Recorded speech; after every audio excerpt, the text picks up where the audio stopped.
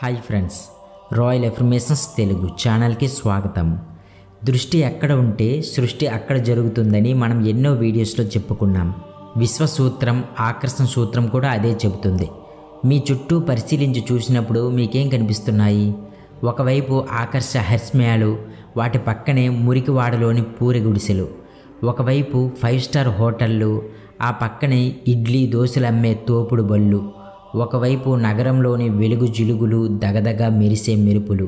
మరోవైపు పేదరికం, ఆకలి, చీకటి. ప్రపంచంలో ఎప్పుడూ అలా భిన్నత్వం కనిపిస్తూ ఉంటుంది. జీవితం ఎప్పుడూ చీకటితోనే ఉన్నట్లుగా ఉంటుంది. కానీ చుట్టూ రంగురంగుల ప్రపంచం ఉండటం వల్ల మన జీవితంలోని చీకటిని మరిచిపోగలుగుతున్నాం. దీన్ని బట్టి మీకు అర్థమయ్యే ఉంటుంది.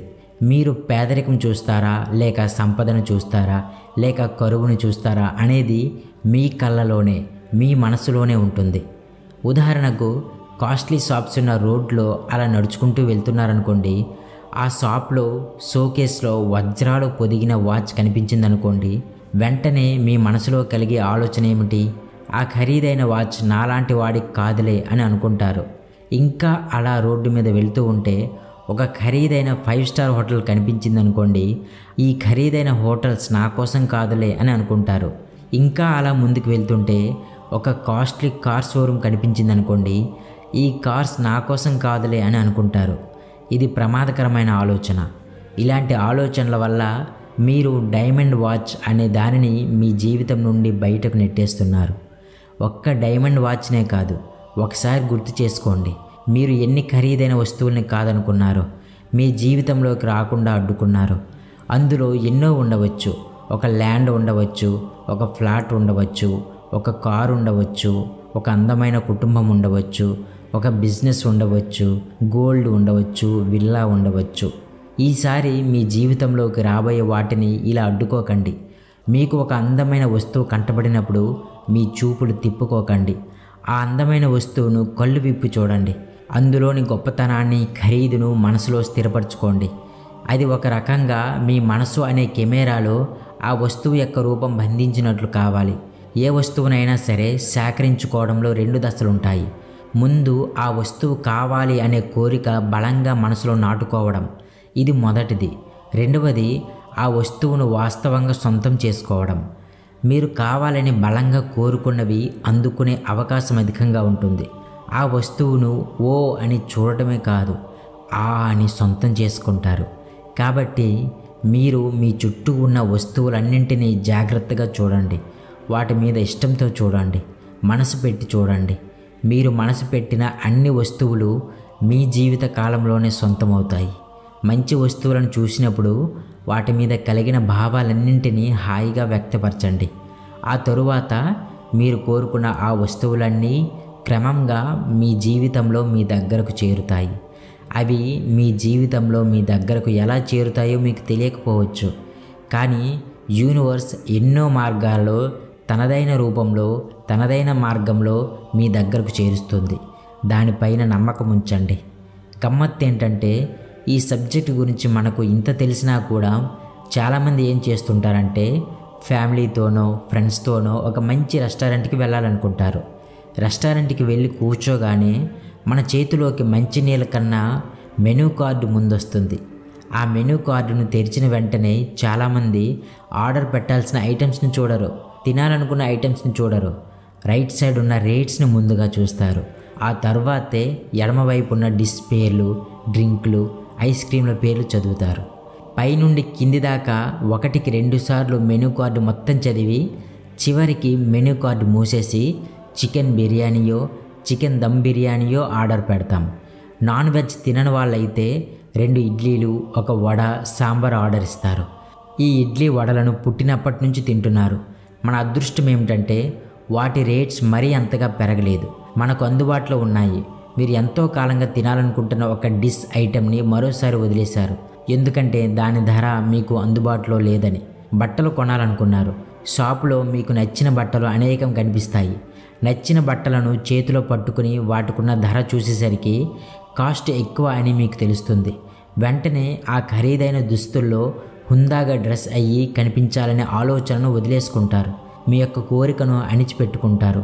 చివరికి మీకు అందుబాటులో ఉన్న ధరలో దొరికే డ్రెస్ని కొనుక్కుంటారు. మనకు మన దైనందిన జీవితంలో ఇలాంటి సంఘటనలు అనేకం ఎదురవుతాయి. అప్పుడు మీకు ఏమాత్రం నచ్చిన వాటిని మీరు ఎంచుకుంటారు. ఎందుకంటే మంచివి, మేలైనవి మీరు ఎంచుకోవాలన్నది వాటి రేట్స్ వల్ల పక్కకు పెట్టాల్సి వస్తుంది. ఆరంభంలో ఏదో ఒక అంశంతో మొదలై చివరికి ప్రతి దానిలో ఇదే ధోరణి స్థిరపడుతుంది. మీకు ఇష్టం లేని ఉద్యోగం లేదా వ్యాపారం చేస్తారు. మీకు నచ్చని కస్టమర్స్తో వ్యవహారం నడపాల్సి వస్తుంది. చివరికి జీవిత భాగస్వామి విషయంలోనూ అంతే, అయిష్టంగానే ఎంచుకుంటారు. ఇటువంటి విషవలయం నుండి బయటపడాలంటే తక్షణం మీరు ఒక పని చేయాలి. మీ ఇష్టం మీదే ఆధారపడి వస్తువులు ఎంచుకోవాలి, కానీ వాటి రేట్స్ మీద ఆధారపడి కాదు. మెనూ కార్డులో ఎడమవైపు ఉన్న పదార్థాలను చూసి ఎంచుకోండి, కుడివైపు ఉన్న రేట్స్ని చూసి కాదు. అప్పుడు మీకు అంతా కొత్త అనుభవం కలుగుతుంది, కొత్త ఫీలింగ్ కలుగుతుంది, కొత్త ఎక్స్పీరియన్స్ కలుగుతుంది. తిరగబడిన అనుభవాలుగా ఉంటాయి. ఫలితంగా మీకు ఇష్టమైన వాటిని మీరు ఆకట్టుకోగలుగుతారు. ఇలా జీవితంలో అత్యుత్తమైనది అంటే ద బెస్ట్ని కోరుకోండి, ఉత్తమ జీవితం జీవించండి. అడగటం మనిషి జన్మ హక్కు. అడగటానికి ఎవరూ భయపడకూడదు. అడగటం వల్ల అంతా లాభమే, నష్టపోయేదేమీ ఉండదు. ఇప్పటి వరకు మనం చెప్పుకున్నది ప్రాక్టికల్గా అడగటం గురించి. ఇదే విధంగా విశ్వానికి కూడా అడగండి. దానికి మీరు అర్హులమని నమ్మండి. అది పొందడం సాధ్యమవుతుందని నమ్మండి. మీరు అడిగింది ఎలా ఇవ్వాలో ఈ ప్రపంచానికి తెలుసు, కాబట్టి అది ఖచ్చితంగా మీకు దక్కుతుంది. ఇప్పుడు మనం బేరసారాల కళ గురించి తెలుసుకుందాం. బేరసారాలు జరపడానికి చేసేవారు ఒకరైతే అసలు బేరమే చేయని వారు మరొకరు. ఈ లోకంలో బేరం చేయగలగడం అనేది ఉండదగిన కళ. బేరమాడటం ఒక సంప్రదింపే. కాబట్టి బేరం చేసేటప్పుడు ఏం జరుగుతుందో ఇప్పుడు చూద్దాం. బేరమాడటంలో మొదటి పద్ధతి ధర నిర్ణయ పద్ధతి. షాప్ వాడు ఒక వస్తువు ధర 9,000 చెప్పాడనుకోండి, అప్పుడు మీరు అడిగే ధర ఆ షాప్ వాడు అమ్మదలుచుకున్న ధర కన్నా బాగా తక్కువగా అడగాలి. అంటే మీరు 4,000 రూపాయలు అడిగితే ఆ షాప్ వాడు ఆ ధరని 4,000 నుంచి పెంచాల్సి ఉంటుంది. అలా పెంచడానికి అతను 6,000 అంటాడు. మీరు మరికొంచెం పెరిగి 4,500 రూపాయలు అనవచ్చు.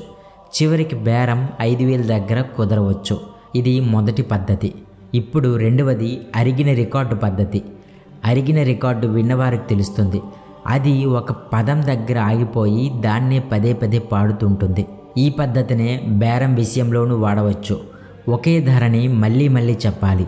నేను 3,000 రూపాయలు మాత్రమే పెడతాను. అవతలి షాప్ వాడు ధర ఎంత చెప్తున్నాడనేది పట్టించుకోకుండా మీరు పెట్టదలుచుకున్న ధరను మళ్ళీ మళ్ళీ చెప్పడం ఈ పద్ధతి. మన మెదడులో ఉన్న రహస్యం ఏమిటంటే ఏ వాక్యాన్ని అయినా అది మ్యాక్సిమం 7 సార్లు మాత్రమే వింటుంది.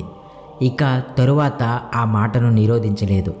ఈ రహస్యం ప్రకారం మీరు పదే పదే ఒక ధరను చెప్పడం వల్ల చివరికి షాపు వాడు లొంగిపోయి మీ మాటను అంగీకరిస్తాడు. చివరగా బేరంలో ముఖ్యమైన రూల్ ఏమిటంటే ఇతరుల నుండి కొనేటప్పుడు బేరం చేయండి. మీ వస్తువులో లేదా మీ సర్వీసు అమ్మేటప్పుడు బేరాలను అనుమతించకండి. బేరాలను విజయవంతంగా చేయండి. మనం ఈ యూనివర్స్ సబ్జెక్ట్లో బేరం ఆడాల్సిన అవసరం లేదు. సో కూరగాయలు కొనే దగ్గర, చిన్న చిన్న కొనుగోళ్ల దగ్గర బేరం ఆడకండి. 1,000, 1,00,000 రూపాయల కొనుగోళ్ల దగ్గర బేరం ఆడండి. ఎందుకంటే డబ్బు ఆదా అయిందంటే సంపాదించినట్లే కదా.